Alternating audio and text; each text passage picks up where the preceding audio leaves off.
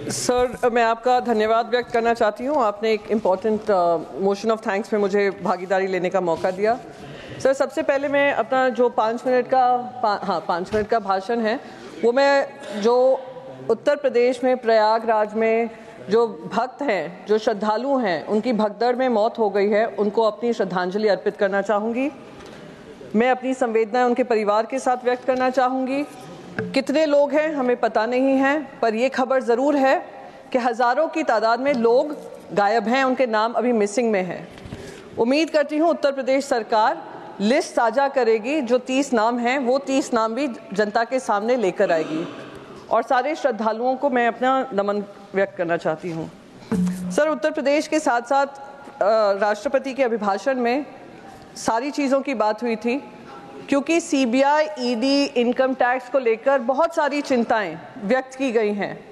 अब उसके साथ साथ एक और नाम जुड़ गया है, वो है इलेक्शन कमीशन का। मैं चिंता व्यक्त कर रही हूँ, मैं कोई आरोप नहीं लगा रही हूँ, क्योंकि यह हमारे प्रजातंत्र और इलेक्ट्रल डेमोक्रेसी का एक बहुत महत्वपूर्ण अंग है और आने वाली सदियाँ हमें कभी माफ़ नहीं करेंगी अगर हम पार्लियामेंट में इसकी चर्चा ना करें।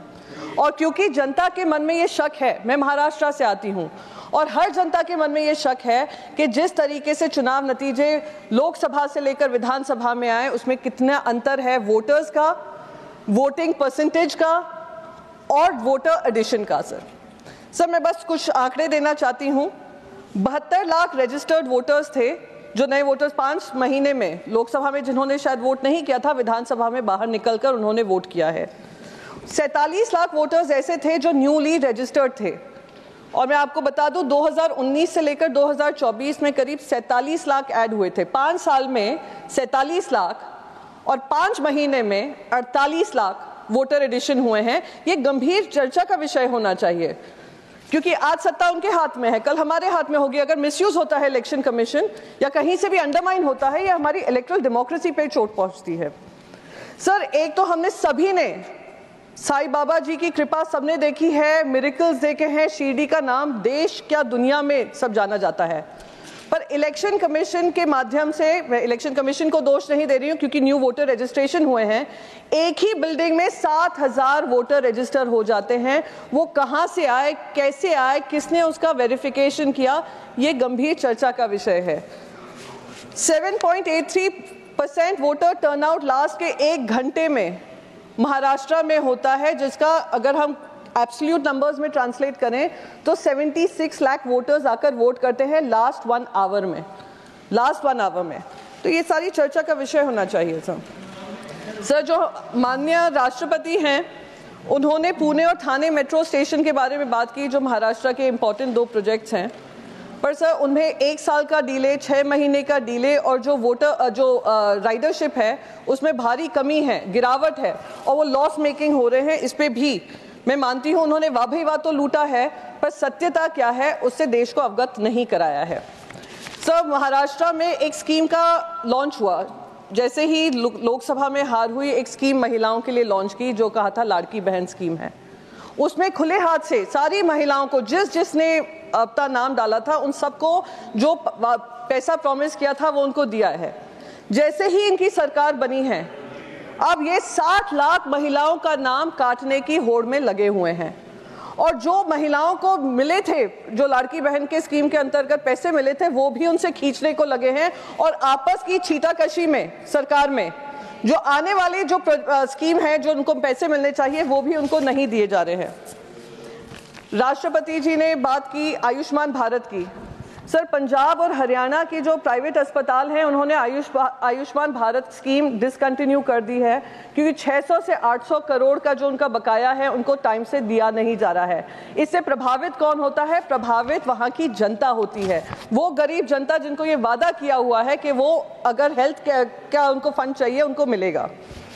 सर, कॉर्पोरेट प्रॉफिट्स जो हैं 15 साल के हाई पे हैं, यानी इतना कॉर्पोरेट प्रॉफिट्स हो रहा है, इजाफा हुआ है कि 15 साल जो कॉर्पोरेट्स ने नहीं देखा होगा वो उनका इजाफा हो रहा है। पर मिडिल क्लास की बहुत चर्चा कर रहे हैं, मिडिल क्लास को लेकर बहुत वाह लूटी है। उनका जो इनकम है वो स्टैग्नेंट है, जो सैलरीड क्लास है वो स्टैग्नेंट है। और कोविड के बाद से जो कमी आई है वो कमी अभी भी बरकरार है। जो सबसे गंभीर जिसको चोट पहुंची है वो सेल्फ एम्प्लॉयड है, self-employed citizens who are honest taxpayers of this country, 38% उनके पैसों में, इनकम में गिरावट आई है। उसकी बारे में कोई चर्चा नहीं की गई, जो मैं मानती हूं कि एक दर्दनाक और दुखदाई विषय है। हैव एंड हैव नॉट्स के बीच में जो अंतर है वो इन आंकड़ों में ही स्पष्ट हो रहा है, जो इसके बारे में राष्ट्रपति जी ने कुछ नहीं कहा है। मेक इन इंडिया की बात हुई सर, पर क्या आपको पता है कि 40% जो सरकारी बिड्स भी आते हैं वो मेक इन इंडिया नॉर्म्स को फ्लाउट कर विदेशी कंपनियों को वो बिजनेस देते हैं। करीब 6,000 करोड़ के जो टेंडर्स हैं वो विदेशी कंपनियों को दे दिए जाते हैं। उसमें से कितनी चाइनीज हैं मैं इसमें बात नहीं करना चाहूंगी, क्योंकि अगर चाइना के बारे में खुलासा किया तो ये इनको दर्द होने लगता है, इनको मिर्ची लगने लगती है। चाइना से क्या प्रेम है मैं नहीं जानती हूं, पर चाइना से हमें कोई प्रेम नहीं है, इसलिए मैं उनके बारे में उजागर करूंगी कि मेक इन इंडिया प्रोजेक्ट में जहां सरदार वल्लभ भाई पटेल जी की स्टैच्यू में भी मेड इन चाइना का स्टैंप हो, वो हमें मंजूर नहीं है। सर, मैं लास्ट अपना मुद्दा रखना चाहूंगी और आपका आभार व्यक्त करना चाहूंगी, क्योंकि आपने मुझे सारे मुद्दों पे बोलने का मौका दिया। ये जो प्राइम मिनिस्टर इंटर्नशिप प्रोग्राम है, युवाओं का इंटर्नशिप प्रोग्राम है, जिसके बारे में राष्ट्रपति जी ने 2 बार उसके बारे में बात कही है। मैं उसमें कहूंगी कि जो पूरा इंटर्नशिप स्कीम है, कहा गया था 1 करोड़ इंटर्नशिप्स ऑफर करेंगे युवाओं को, पर उसमें सिर्फ अभी 1.25 लाख ऑफर किया गया। पायलट स्कीम आई थी जिसमें से करीब सिर्फ 10,000 लोगों को, 10,000 बच्चों को ये एनरोलमेंट हुआ है। इतना हाई ड्रॉप आउट रेट है और जो रोल आउट करने का वादा है वो भी नहीं किया गया है। ये करना कहीं ना कहीं मैं मानती हूँ गलत है, और ये सिर्फ ग्रेजुएट्स के लिए है। अगर ये स्कीम पोस्ट ग्रेजुएट्स के लिए भी बढ़ा देंगे तो ये जो अनएम्प्लॉयमेंट का चैलेंज है, जो एक्सपीरियंस का चैलेंज आज फाइनेंस मिनिस्टर बता रही थी क्वेश्चन आवर में, शायद उसका भी कोई सोल्यूशन निकलेगा। इन्हीं शब्दों के साथ मैं अपनी बात खत्म करना चाहूंगी माननीय vice chairman sir, and thank you so much for allowing me to speak. धन्यवाद बहुत बहुत प्रियंका जी।